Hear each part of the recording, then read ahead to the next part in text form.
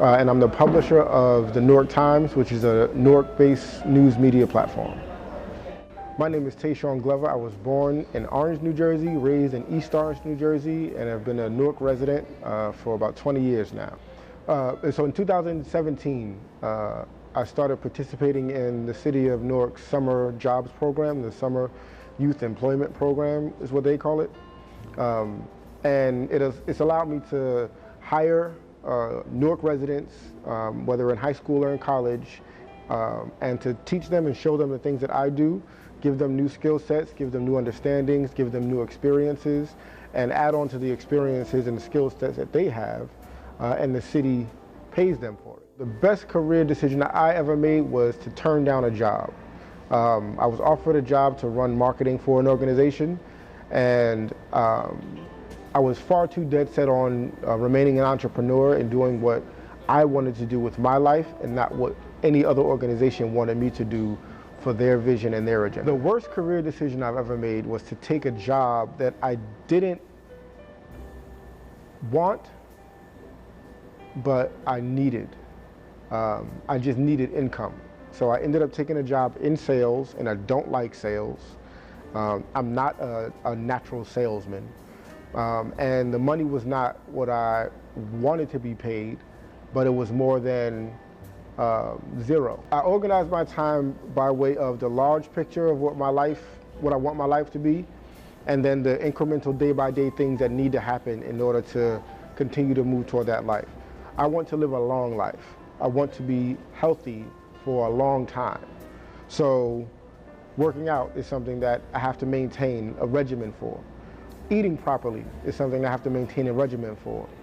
Knowing what my body responds best to as far as my diet and what foods I need to avoid. That all matters, because when you don't put things in place in advance, you end up with very limited choices that tend to be the worst choices for you. I'll start work between 5 and 6 o'clock a.m. And then I'll go to the gym, in a few hours, and I'll have breakfast and different things, and then I work into the evening quite often. I do a lot of work in lifestyle in general, so a lot of times that means at night. Restaurants, bars, events, different things that carry into the night. By far. I'm not patient with other people. I'm not patient with myself. That is definitely the greatest weakness I have. The best things that I've done to deal with impatience and that weakness is acknowledging it, like being honest with myself and not being shy about telling other people that that's my weakness. Once I put it out there, then if ever I'm being impatient, I don't get to say I'm not doing that, because everybody knows that's a weakness of mine. My decision making is largely predicated on whatever my largest vision is, and then working backwards from that. I'm not just taking on a project because it looks good on the resume, or because there's a lot of money even. That's what I use as my compass to make decisions. I think my greatest strength is openness to unlearning. That has proved to be one of the, if not one of the greatest strengths I have. Second to that, what I would say would be strategic thinking and critical thinking. But the ability to unlearn supersedes that, because everything is relative.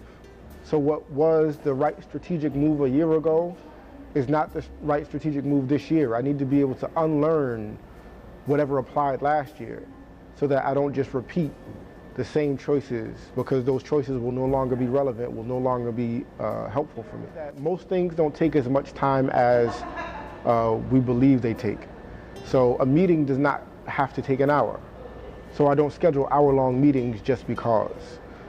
Conversations can happen very quickly if you're only trying to talk about what you need to talk about and not get caught up in the minutia and things that don't really matter.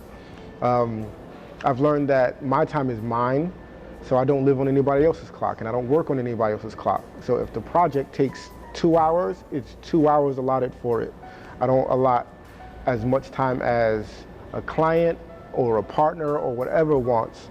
My time is mine, and I have to be very, very frugal and efficient with it.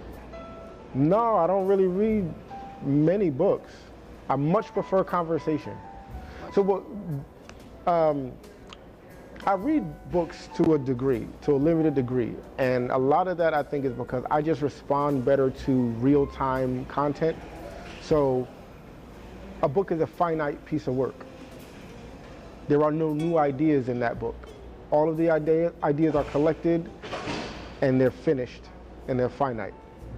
But a conversation with Khadijah could include something that she just learned yesterday or unlearned today. And I much prefer that because the world is constantly evolving. There are, I don't know if secrets is the right word, but it's not common knowledge. People aren't sharing this openly. One secret is self-belief and self-confidence, and not based on what you've done or what your resume says or how much money you have or anything outside of the fact that you are divine. Like, you are already all you need. You have it all. That is part of you as a created being. Then there is the experiences and the information you take in and the people that you're around and the resources that you have. But you don't walk into anything without any equipment. You just may not know how to use it, and you may not know that you had it already in you. I think that's very key to getting where you want to be. I think what's also very key is understanding that there's a phrase that I subscribe to. It's that the universe bends to the will of the aggressor. So what I want compared to what the other person wants is going to be a matter of who wants it more and who is more aggressive about it. I'm going to spend the rest of my life with Viviana Salgado. And one of the things that both of us have learned to appreciate so very much is stripping off the narrative of what the rest of my life needs to look like, or what the rest of her life needs to look like, and being more and more tapped into and appreciative of and passionate about the magic that is right now. Like the beautiful creature that she is, how she evolves, what her history and background is, like what was all put together that met up with me the day we met, and what all was put together with me that met up with her the day we met. And then continuing to value that evolutionary process. Like, we're constantly evolving. We evolved up until the day we met, and we continue to evolve once we've known each other. But that's one thing that Viviana and I's relationship has shown us so very much, that that's not even a desire to manage the other person. What I love most about my work is freedom.